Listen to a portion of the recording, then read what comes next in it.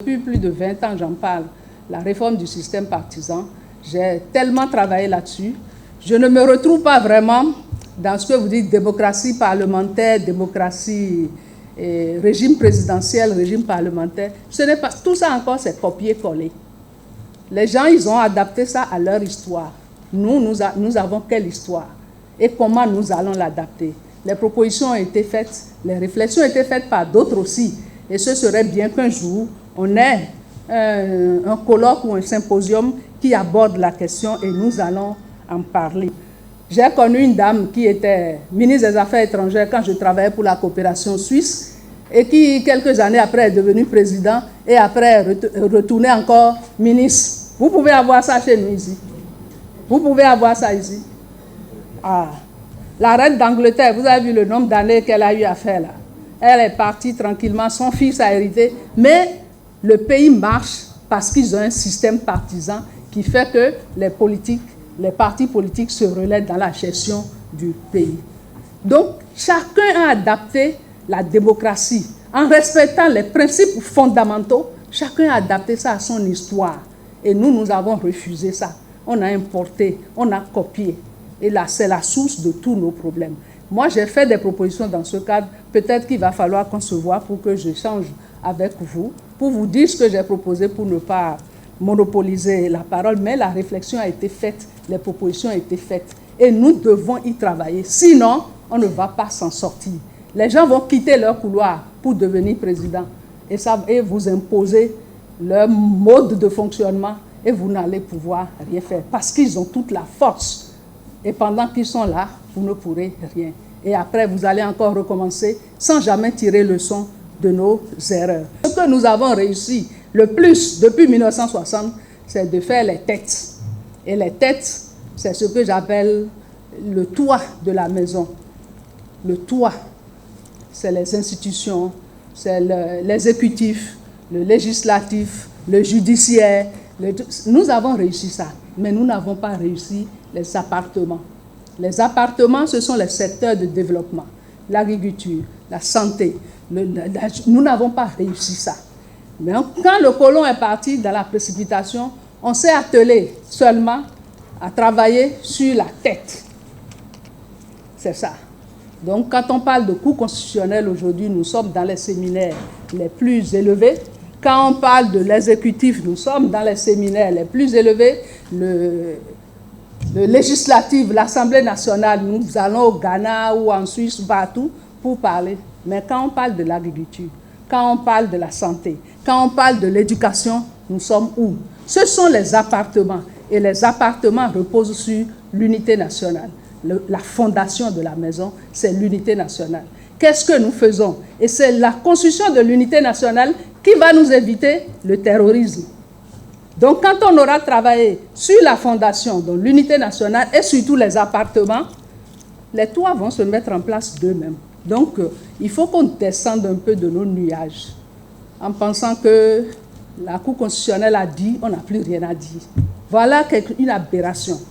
La Cour a décidé, on n'a plus rien à dire. Et on écrit ça dans les textes. Ces décisions sont sans recours. Et nous disons ça en Afrique. Nous chantons ça en Afrique. Alors que nous avons des préoccupations. On n'a pas l'eau partout. On n'a pas l'électricité partout. On n'a pas à manger. On n'a pas des jeunes engagés pour travailler. Et on dit, ça quand ça parle, on ne doit rien dire là-dessus. Donc, revoyons un peu notre approche pour approfondir nos réflexions sur ce que nous avons appelé dans cette salle la défaillance de l'État. Parce que l'État ne peut pas tout faire aussi. C'est pour ça que nous invitons l'État à prendre ses responsabilités et aussi à devenir partenaire des structures qui sont déjà sur place. Et non fermer. Le père Goudiol a dit, on ferme un centre de santé parce que l'Église ne peut pas payer un médecin à 500 000.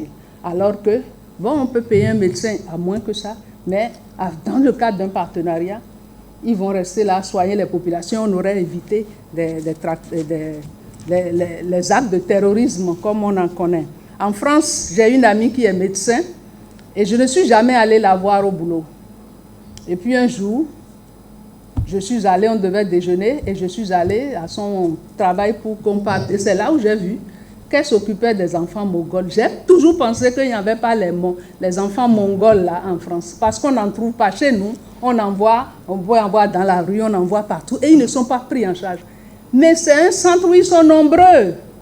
Nombreux, les parents vont les déposer, et puis il y a des médecins qui s'en occupent, on les envoie dans des parcs, on les envoie dans des centres de jeux, il y a des éducateurs pour eux.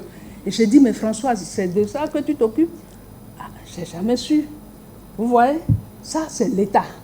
L'État a pris ses responsabilités par rapport à ces enfants-là. Donc, les enfants sorciers, les enfants, tout ce que vous avez dit là, l'État peut prendre ses responsabilités vis-à-vis de ces enfants en partenariat avec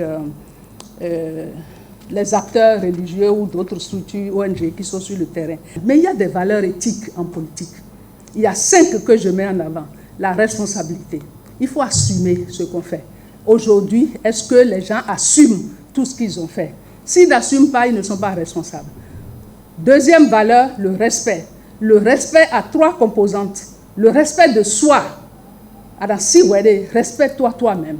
Le respect de l'autre, il faut savoir que l'autre, il faut le respecter, quel que soit son niveau, même si c'est un gardien, même si c'est un portier, même si c'est un cuisinier, il faut le respecter, le respect de l'autre. Et puis le respect du bien public, ça ne vous appartient pas.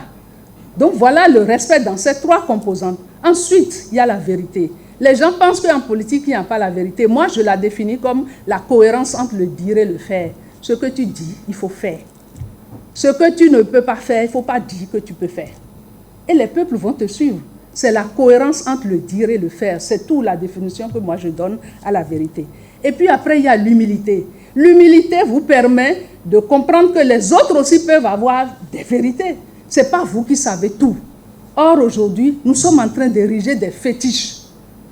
Et les fétiches pensent que c'est eux qui savent tout. Et qui peuvent tout penser pour nous. Et nous, nous sommes là seulement pour subir. L'Africain doit sortir de ça. Nous devons sortir de cela. L'humilité.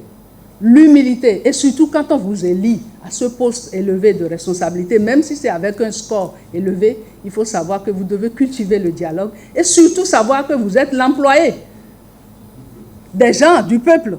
C'est le peuple qui est votre employeur. Donc vous devez écouter ce peuple-là. Tant que quelqu'un n'est pas dans cette disposition-là, on doit s'en méfier.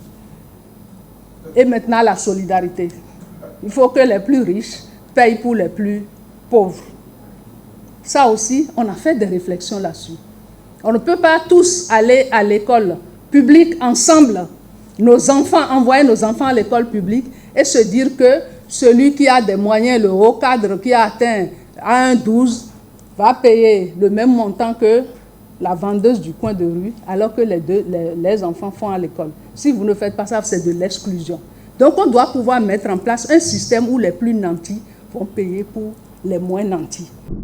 Pour refléter au mieux notre engagement envers les communautés au Bénin, en Afrique et dans le monde, votre plateforme média Reporter Bénin Monde embrasse une plus large vision et devient Reporter Média Monde.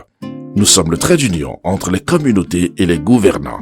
Suivez-nous via notre site www.reportermediamonde.com et en vous abonnant à nos différentes pages sur les réseaux sociaux. Reporter Média Monde. Nous faisons de votre information l'actualité du moment.